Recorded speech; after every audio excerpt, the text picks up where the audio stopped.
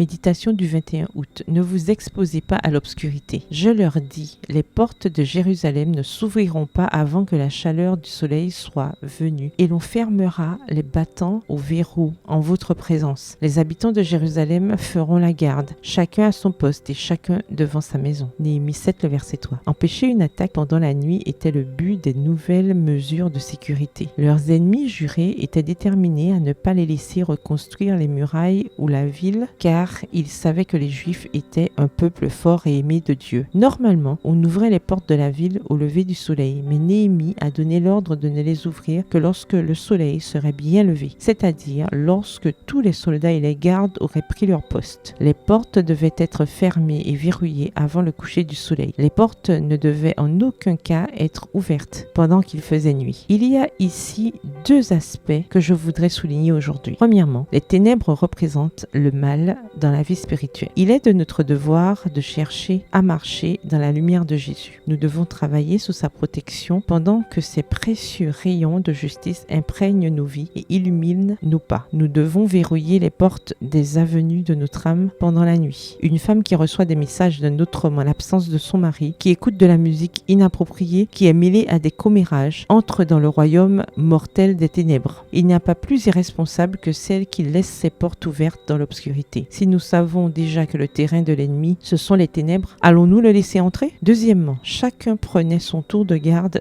devant sa maison. La famille que Dieu nous a permis de former est un trésor dont nous devons prendre soin et pour lequel nous aurons à rendre des comptes. En tant que femmes, nous sommes responsables de ceux que nous servons à table. Pour ne citer qu'un exemple, et il est de notre responsabilité de protéger notre famille des aliments nocifs. Sommes-nous comme des paladins défendant et protégeant nos proches des attaques de l'ennemi? Les programmes télévisés s'attachent à détruire les valeurs et les principes divins. L'esprit des enfants est vulnérable aux tromperies de l'ennemi et c'est à nous de les défendre. La bonne nouvelle, c'est que Dieu est un paladin pour vous. Il n'y a rien à craindre. PS, heureuse de ne pas m'exposer. Bonne journée, que l'Éternel vous bénisse.